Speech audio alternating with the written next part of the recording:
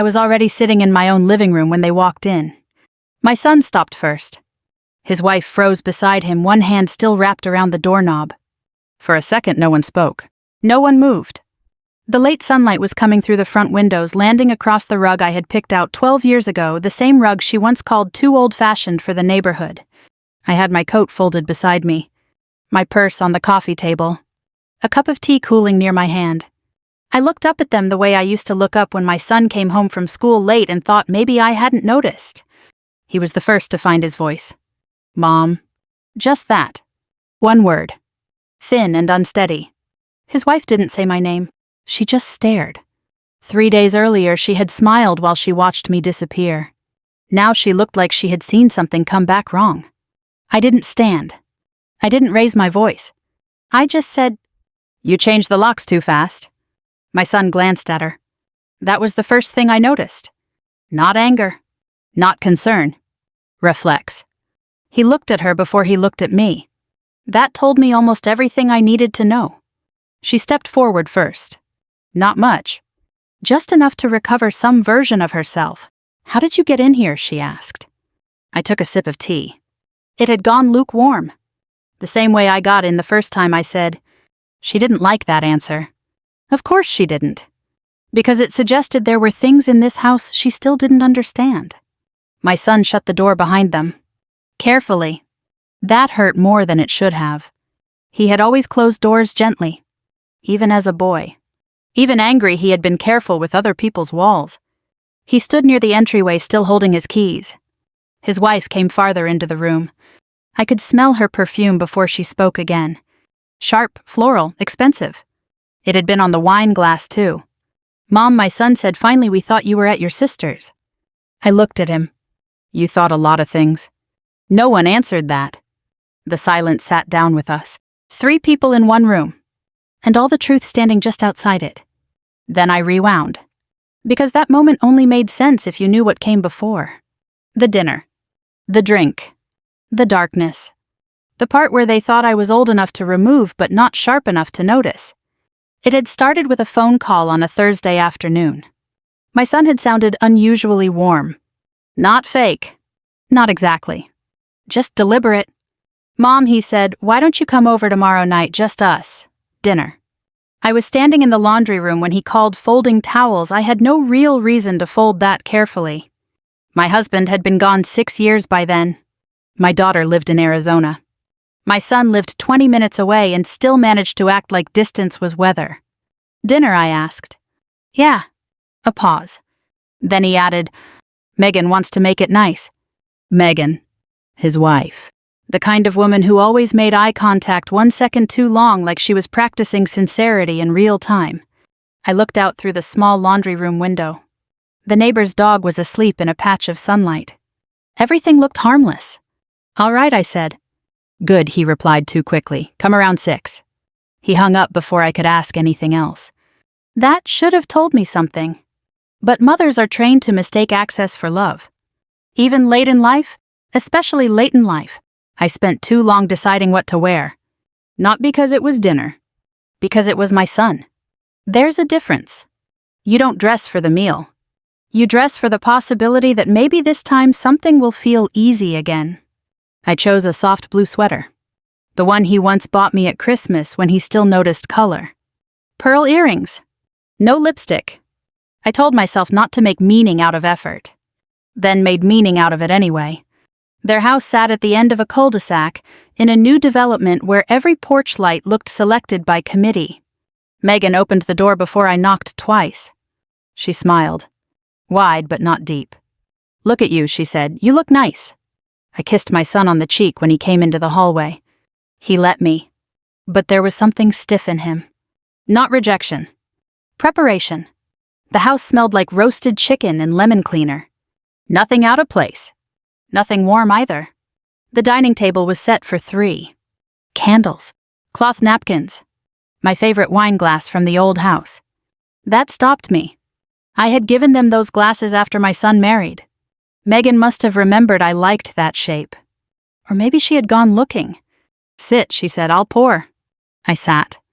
My son took the chair across from me. He smiled once. Small, brief. then looked down at his plate. Megan brought the bottle over and filled my glass first. Red. Heavy pour. Her hand was steady. Relax, she said. Then she gave a little laugh. You deserve it. It wasn't what she said. It was how neat it sounded. Like a line she had already tested in her mouth. I picked up the glass. My son still hadn't looked at me fully. He was cutting his chicken before anyone had taken a bite. That more than anything made me pause. He had done that as a teenager when he wanted to avoid conversation at the table. Small habits survive adulthood better than promises do. I should have set the glass down. I know that now. But I didn't. Because I was tired. Because I wanted one normal evening. Because trusting your own child can become a reflex so old you stop recognizing it as a decision. I took one sip. Then another. The first thing I noticed was the taste. Not poison. Not dramatic. Just wrong. A sweetness where there shouldn't have been any. I looked at Megan.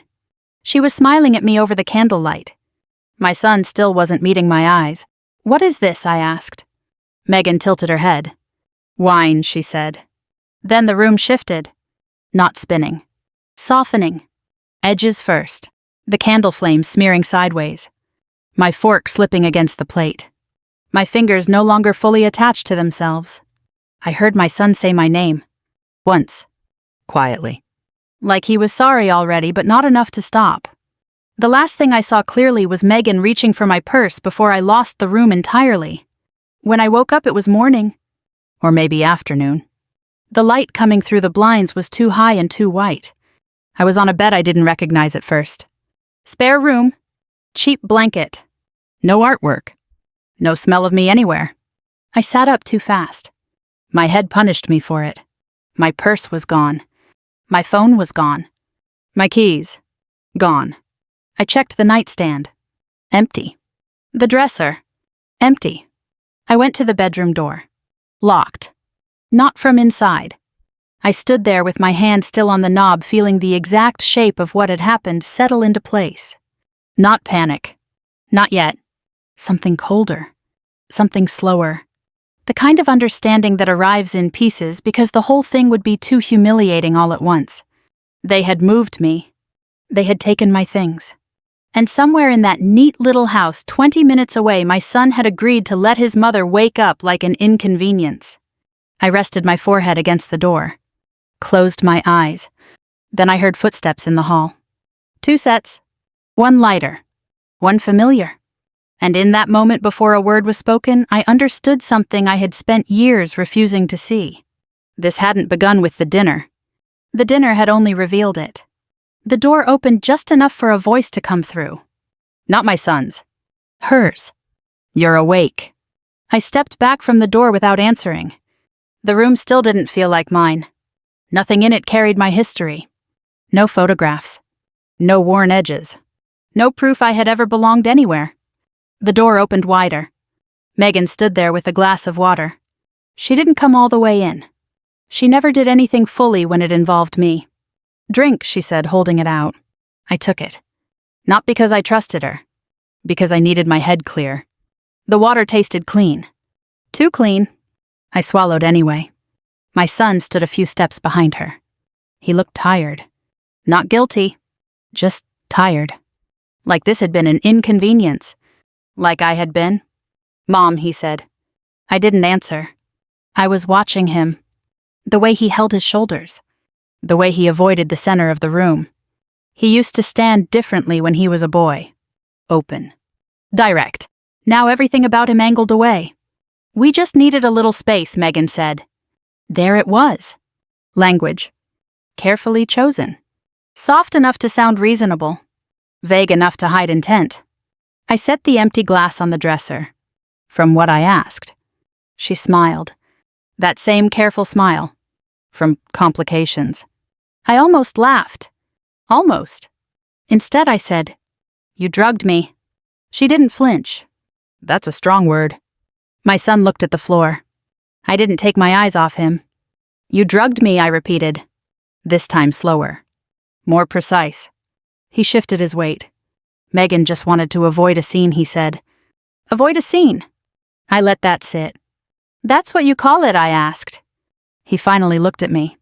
There was something in his eyes. Not cruelty. Not exactly. Relief? Like the hardest part was already done. You've been difficult, he said. That landed harder than anything Megan could have said. Difficult. Not wrong. Not unfair. Difficult. I nodded once. All right, I said. Megan stepped fully into the room now. She always moved closer once she believed she had control. We're not trying to hurt you, she said. We just need things to be clear. Clear. Another word that meant something else. What things, I asked. She glanced at my son. Then back at me. The house, she said. There it was. Not even dressed up. Not even delayed. The house is in his name now, she continued. We're restructuring things. Restructuring. I looked at my son again. He didn't correct her. He didn't soften it. He didn't even pretend to be uncomfortable anymore. You're selling it, I said. Megan didn't deny it. We have an opportunity, she said. It's a good time in the market. I let out a breath. Slow. Controlled. And me, I asked. She tilted her head. You'll be fine, she said. We thought maybe your sister could... I raised a hand. Not high. Just enough. She stopped talking. For the first time since she walked in. My son watched me. Waiting. I lowered my hand. You moved me here, I said. You took my phone. You took my keys. No one interrupted. No one corrected me. That told me everything. You needed me out of the way, I continued. Just long enough to finish something. Megan folded her arms. Not defensive. Calculated. We needed things to be clean, she said. Clean. I nodded again. Then we understand each other, I said. My son looked relieved. He shouldn't have. Because understanding is not the same as agreement. I walked past them toward the door.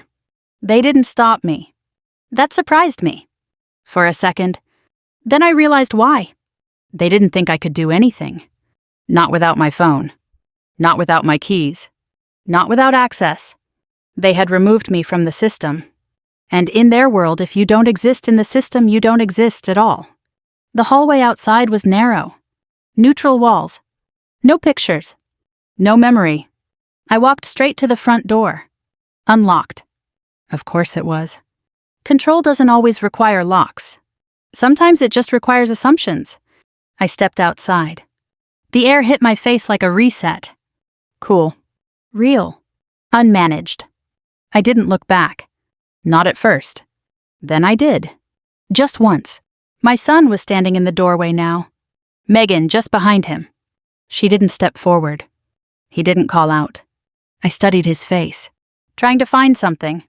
A crack. A hesitation. Anything that still belonged to me. There was something, but it was buried. And he wasn't coming for me. Not today. Maybe not ever.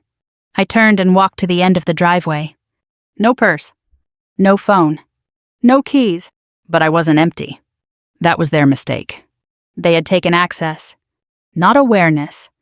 They had taken objects. Not memory. And memory is where everything real lives. I reached the sidewalk. Stopped. Looked down the street.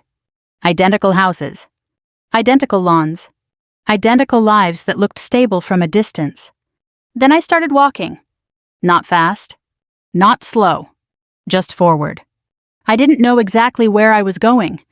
But I knew one thing clearly. They thought removing me would simplify their lives. They thought the hardest part was done. They thought I would go quietly into someone else's spare room and stay there. They didn't understand what they had actually done. Because when you take everything visible from someone, you leave them with only one thing. Clarity. And clarity doesn't ask for permission. It waits. 3 days later, they would walk into that house thinking everything had been handled. Paperwork. Timing. Absence. They would expect silence. They would expect space. They would expect me to stay gone. Instead, they would find me sitting exactly where I had always belonged. And for the first time, they would have to ask themselves a question they had avoided for years. Not what they had taken, but what they had never understood. I didn't call anyone that first hour. Not my sister. Not a neighbor. Not even a taxi. I walked. Past 3 identical houses. Past a mailbox with my last name on it spelled wrong. Past a woman watering plants who looked at me, then looked away.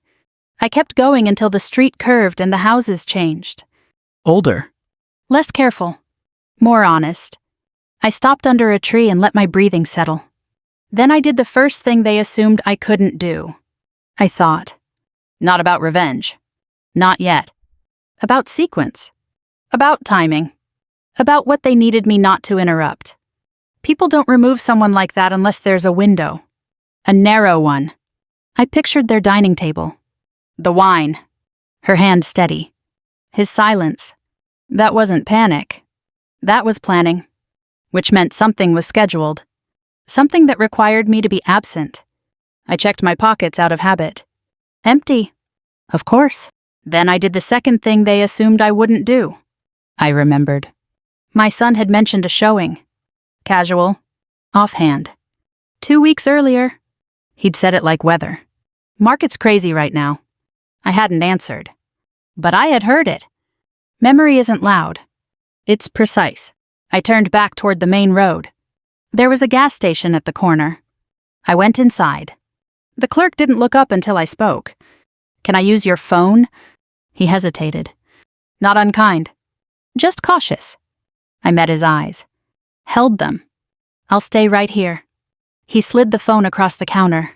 I dialed the one number I still knew without thinking. Daniel. Our old accountant. Not a friend. But not a stranger either. He picked up on the third ring. Hello, Daniel, I said. A pause. Then, Mrs. Carter. He hadn't called me that in years. Where are you, he asked. Close enough, I said. Another pause. Longer. You sound off, he said. I need one thing, I told him. Just one. He didn't interrupt. Has there been any movement on the house, I asked. He exhaled. Slow. Careful. They listed it yesterday, he said. Yesterday? Of course. Private showing tomorrow morning, he added. There it was. The window. Thank you, I said. Wait, he said. Are you? I hung up. Not out of rudeness. Out of focus. I handed the phone back to the clerk. Thank you. He nodded. I stepped outside. The air felt different now. Sharper. Structured. They hadn't just removed me. They had timed it. Dinner. Blackout. Isolation. Listing. Showing. Sale. Clean. Efficient. Final. If I stayed gone, everything would move exactly as planned. Which meant I couldn't stay gone. But I couldn't just walk back either. Not yet. Because walking back without leverage is just asking to be removed again. I needed something they hadn't taken. Something they didn't know they needed. I stood there for a moment. Then I smiled. Small. Not because it was funny. Because it was clear. They had taken my phone. But not my knowledge. They had taken my keys. But not my access. There are things in a house that don't belong to whoever holds the paperwork. Things built in. Things remembered. Things no one notices until they matter. I started walking again. This time with direction. Back toward the neighborhood. Not to their front door. To the side street. The one with the old oak tree. The one that dropped leaves into our yard every fall, no matter how many times my husband tried to trim it back. I cut through the path behind it. The one my son used to take when he was late for curfew. The one he thought I didn't know about. Parents always know the paths their children think are secret. That path still led to the back fence. The latch was exactly where it had always been. Loose. Predictable. Ignored. I didn't go in. Not yet. I stood there and looked at the house. My house. Not because of a document. Because of years. Of mornings. Of arguments that softened into laughter. Of nights spent sitting in that living room listening to the quiet settle into something livable. They were inside. Moving. Talking. Planning. I could see Megan through the kitchen window. She was on her phone. Pacing. Efficient. My son came into the frame once. Said something. She shook her head. He nodded. Of course he did. I stepped back from the fence. Not out of fear, out of timing. Tomorrow morning. That was the showing. That was when they would need everything to look perfect. Orderly. Uncontested. Empty of complication. That's when I would return. Not to argue. Not to accuse. To sit. To exist. To interrupt the version of reality they had prepared for everyone else. I walked away from the fence. Slow. Measured. Already placing myself in the room that hadn't happened yet. Already seeing their faces when they realized absence had not held. That control had not stuck. That something they thought was finished wasn't. I didn't need a speech. I didn't need proof. Presence is its own form of evidence, and tomorrow they would learn that removing someone doesn't erase them. It just delays the moment they come back. I was back in the house before they woke up. Not because I rushed, because I knew when they wouldn't be looking. There's a window in every routine. You just have to notice it. They had always slept late on Saturdays. Coffee around 9. Calls after 10. Showings closer to noon. That was their rhythm. It used to be mine too. I came in through the back.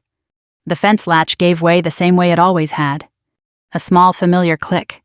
The kind you don't hear unless you're listening for it. The kitchen door wasn't locked. It rarely was. People lock what they're afraid of losing. They weren't afraid of losing the house. Not really. They thought it was already theirs. I stepped inside. The air felt unchanged. That surprised me. I thought something might have shifted. Something in the way rooms hold tension. But no. The counters were clean. The coffee machine ready. The small bowl of lemons still in the center of the table. Megan liked lemons. Said they made a house look intentional. I stood there for a moment, not moving, letting the place recognize me. Then I went into the living room. Sat in the chair I always used. Not the sofa, the chair by the window. It was where I had read in the mornings, where I had watched my husband fall asleep with the television still on, where I had listened to the house settle at night. I placed my purse on the table beside me.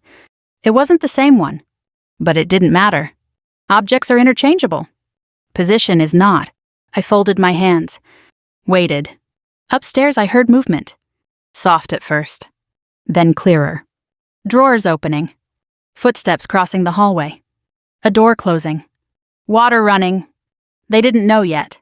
That was the part I understood most clearly. The difference between presence and awareness. You can be in a place and still not be seen. Not until you choose to be. I didn't announce myself. I let the house do it. A floorboard. A shift of weight.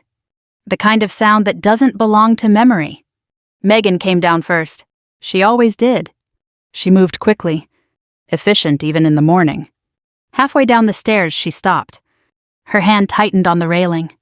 For a second, she didn't move. Then she took the last few steps slowly. Like the air had changed. She saw me. Didn't speak. Didn't blink. Just looked. My son came down behind her. He almost walked into her. What? Then he saw me too.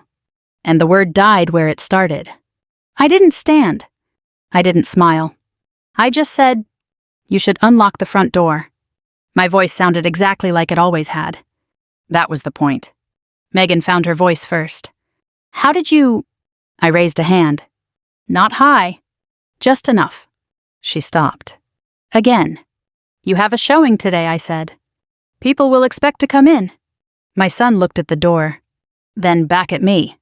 Then at Megan. The triangle was complete. For a long time, no one spoke.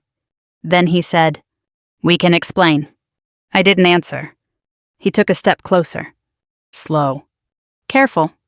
Like approaching something that might break. "Mom," he said, "this isn't what it looks like." I held his gaze. "Then what does it look like?" I asked. He didn't have an answer. Megan stepped forward. She always filled silence when it didn't favor her. "We needed time," she said. "Time to figure things out without interference." Interference. I let that word settle. Then I nodded once. "Of course," I said. "That's why you moved me." She didn't correct me. Didn't soften it. She just said, "We did what we had to do." My son flinched. Small. Almost invisible. But I saw it. I always did. I shifted slightly in the chair. Just enough to make it clear I wasn't leaving. You listed the house, I said. My son exhaled. Yes. Yesterday. He nodded. Megan didn't. She was watching me. Measuring. Trying to understand what I knew. What I didn't. What I might do. You scheduled a private showing, I continued. This morning. My son's eyes flicked to Megan. There it was again. That reflex. That dependence. Yes, he said. I leaned back. Then we should keep things simple. Megan narrowed her eyes. Simple, she repeated. Yes, I said. I'll be here. The words didn't raise my voice. They didn't need to. They landed anyway. My son took another step forward. You can't. I looked at him. Not sharply. Just steadily. I can sit in my own house, I said. Megan let out a small breath. Almost a laugh. This isn't your house anymore. I didn't respond to that. Not directly. Instead, I said, they'll be here soon. The clock on the wall read 11:42. My son turned to look at it, then back at me. Time had entered the room now. That changed everything. Because time doesn't argue. It forces decisions. What do you want? He asked. That question mattered. Not because of the answer. Because of what it admitted. I didn't rush. I let the seconds pass. Let the weight of the room build around it. Then I said, I want you to sit down. He blinked. Sit down, he repeated. Yes. I gestured to the sofa. He looked at Megan. She shook her head once. Subtle. But clear. He hesitated. Then he sat. That was the first shift. Small. But real. Megan stayed standing.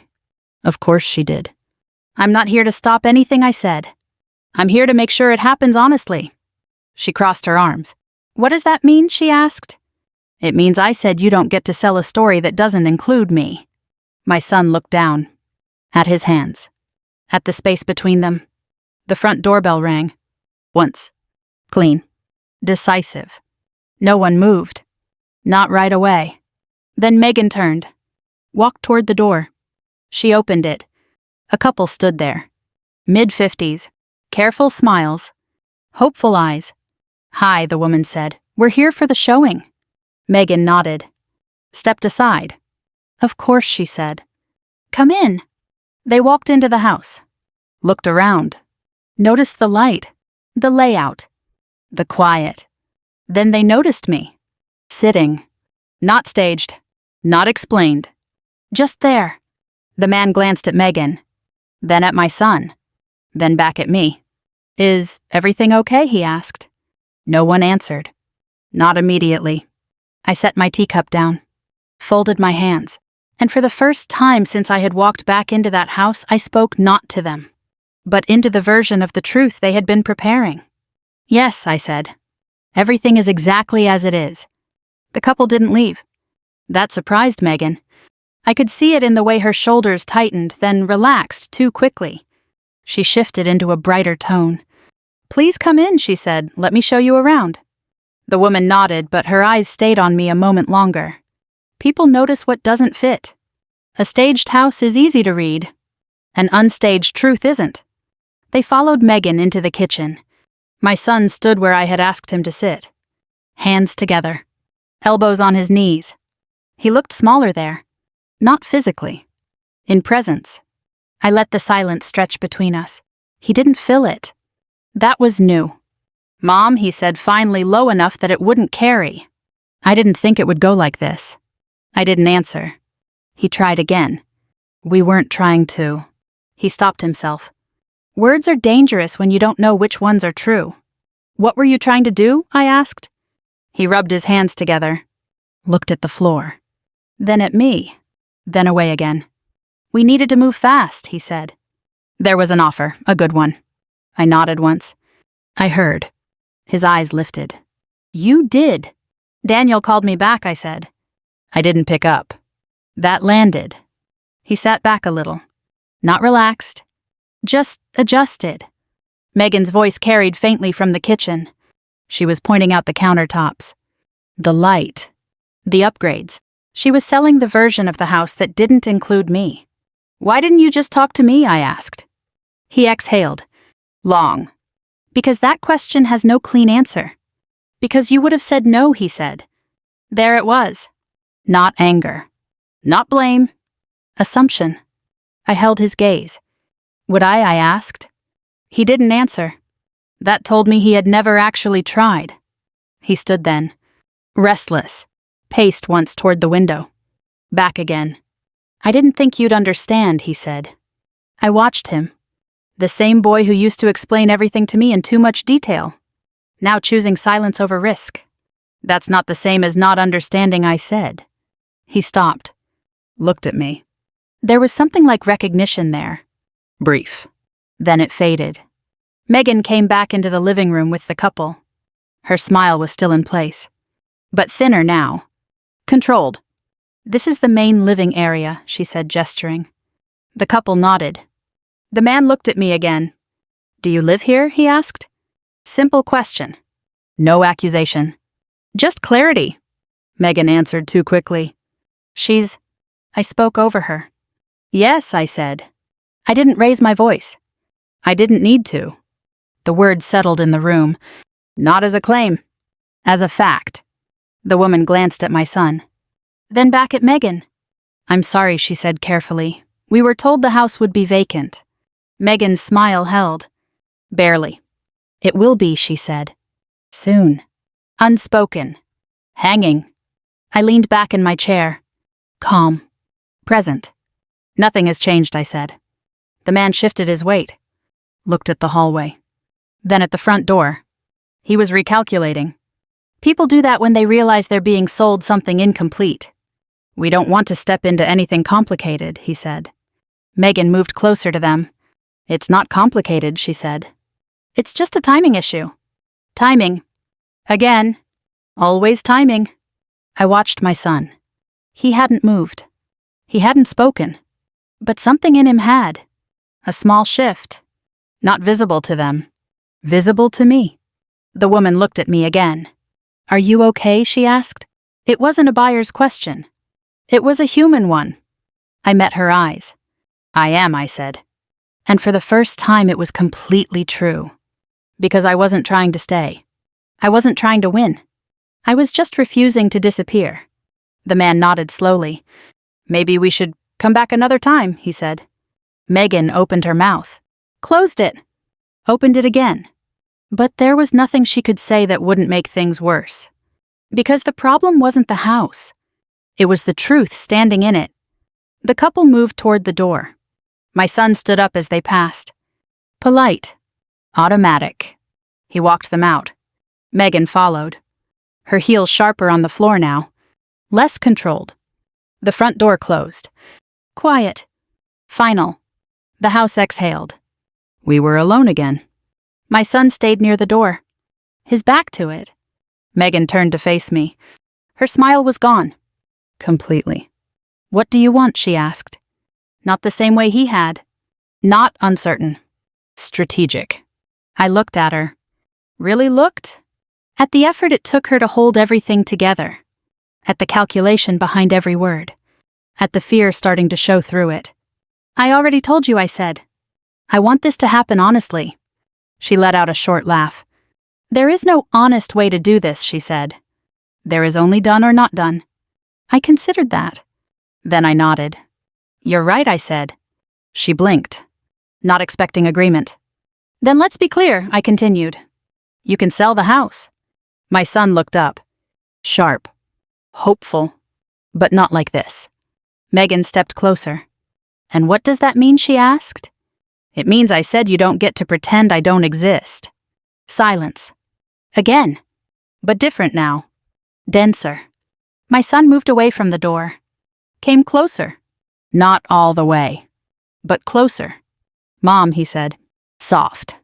I turned to him. Sit, I said. He did. No hesitation this time.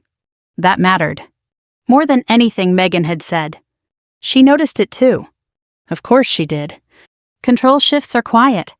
But they are never invisible. We'll talk about this, my son said. To you, I said. Not around me. He nodded. Once. That was enough. Megan looked between us. Something in her expression changed. Not defeat. Adjustment. She was already thinking 3 steps ahead. Finding a new angle. She would. That's who she was. But the first version of her plan had already failed. And she knew it. I stood then. Slowly. My legs held. My balance steady. I picked up my purse. The one I had brought with me this morning. Different. But sufficient. I'm going to take a walk, I said. No one stopped me. No one told me to. I walked past them. Through the hallway. To the front door. Opened it. Stepped outside. The air felt the same as it had 3 days ago. But I didn't. Behind me the house was quieter. Not resolved, but changed. Inside they would talk. Not about the sale. About me. About what had shifted. About what they had underestimated. And for the first time they wouldn't be able to make those decisions without considering me in the room, even when I wasn't. I walked down the driveway. Not hurried. Not hesitant. Just certain. They had tried to remove me from the story. Instead, they had made me the part they couldn't edit out. I didn't go far. Just to the end of the block, then back again. Long enough to let the house settle without me in it. Long enough for them to begin a conversation they could no longer avoid. When I returned, the front door was unlocked. It had never felt like an invitation before. Now it did. I stepped inside. My son was at the kitchen table. Alone. Megan was upstairs. I could hear the soft rhythm of drawers opening and closing. He looked up when he heard me. He didn't stand this time. He didn't try to speak first. He just waited. That mattered. I set my purse on the counter. Poured myself a glass of water. The same glass she had used the night before. I noticed that. He watched me drink. Then he said, I told her we need to slow down. I nodded. Not approving. Just acknowledging. He rubbed his hands together again. That old habit. Back when he used to be nervous about something real. I should have talked to you, he said. Yes, I answered. No lecture. No softness. Just the truth. He looked at me then. Really looked. I thought you'd say no, he said. I leaned against the counter. Then you should have heard me say it, I replied. He took that in. Slowly. Like someone relearning a language he once spoke fluently. I didn't want to fight, he said. You chose silence instead, I said. He nodded. And for the first time it didn't look like agreement. It looked like understanding. Upstairs a drawer shut harder than necessary. Megan. Still working through her version of this. He glanced toward the stairs. Then back at me. She thinks you're trying to stop the sale, he said. I'm not, I said. He studied my face. Waiting for something more. There wasn't anything more. I'm trying to stop the lie, I added. That was enough. He sat back. Exhaled. I didn't see it like that, he admitted. I know, I said. Silence again. But this time it wasn't heavy. It was usable. Why didn't you call me? He asked. I smiled. Small. You took my phone, I said. A flicker of something crossed his face. Shame, maybe. He looked down. I didn't think you'd, he began. Come back, I finished. He didn't answer. That was his answer. I walked to the living room. Sat in my chair again. He followed. Sat on the sofa. Closer this time. Not across the room. Closer. That night I said when you said my name. He looked up. You remember that, he asked. I remember everything I said. He nodded slowly. I almost stopped it, he said. I believed him. That was the hard part. I know, I said. We sat with that. 2 truths. He had participated. He had hesitated. Both could exist at once. I didn't think it would feel like this, he said. What did you think it would feel like, I asked. He thought about it. Longer than he used to. Clean, he said finally. That word again. I leaned back. It never does, I said. Footsteps on the stairs. Megan came down. Slower this time. Measured. She stopped at the bottom. Looked at both of us. Then chose her position. Not beside him. Not across from me. Near the edge of the room. Strategic. I've been on the phone, she said. Of course she had. Rescheduling the showing, she added. My son turned to her. You canceled it, he asked. Postponed, she corrected. She looked at me. Direct. No smile. We need to talk before we bring anyone else in, she said. That was new. Not an order. A concession. I nodded once. That's reasonable, I said. She stepped closer. Just a little. You're not stopping this, she said. Not a question. A boundary. I'm not, I replied. She studied me, looking for the angle. The hidden demand. There wasn't one. Then what do you want, she asked. I met her gaze. I want to be spoken to, I said. Not managed. That landed. Harder than anything else I had said. Because it wasn't about the house. It was about position. She looked at my son. He didn't move. Didn't answer for her. That was the second shift. Small. But real. She exhaled. Slow. Controlled. Fine, she said. One word. But it cost her. We talk, she added. I nodded. We talk, I agreed. We sat down then. All three of us. Same room. Different arrangement. No one raised their voice. No one tried to win. We went through it. The offer. The timeline. The fear of losing it. The assumption that I would complicate things.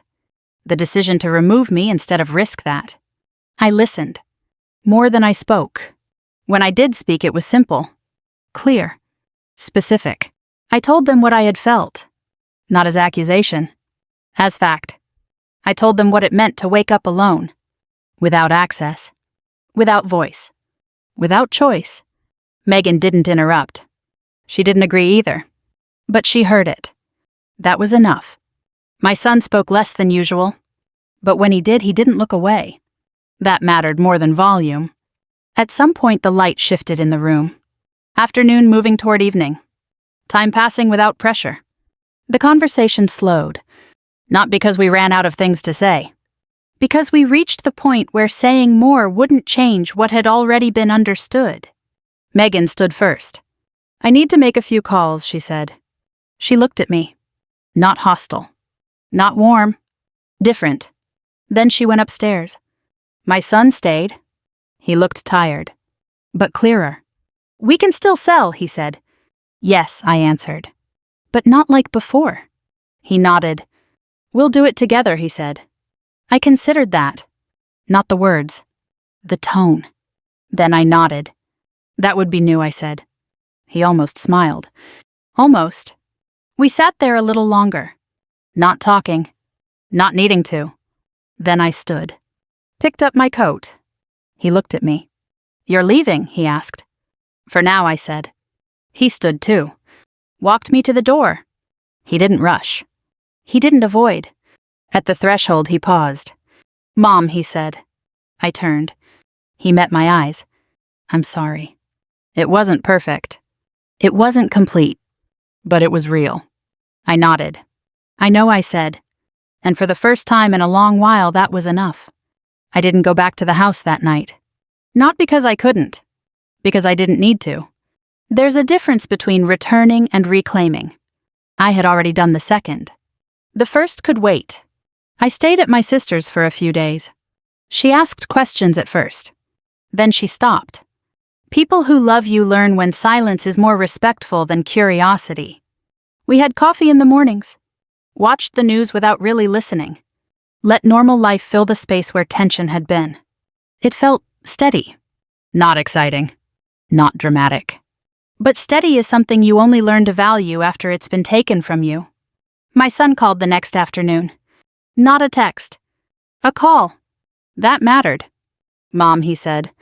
His voice was quieter than usual. Less certain. We pushed the showing to next week, he told me. I didn't answer right away. I let him sit in that. You didn't have to do that, I said finally. I did, he replied. A pause. Then he added, We're doing this differently. I believed him. Not completely, but enough. Megan called 2 days later. That surprised me more. She didn't pretend warmth. She didn't apologize. She was direct. We're meeting with the realtor again on Thursday, she said. I'd like you there. Like, not need. Not expect. Like, language matters. I'll be there, I said. Thursday came without tension. That was new. No rehearsed speeches, no careful positioning. Just 3 people walking into the same room with a different understanding of each other. The realtor was already seated when we arrived. Mid-40s. Professional. Observant. She stood when she saw us, smiled.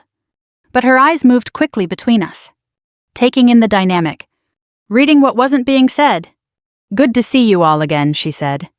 We sat. This time no one chose seats based on strategy. We just sat.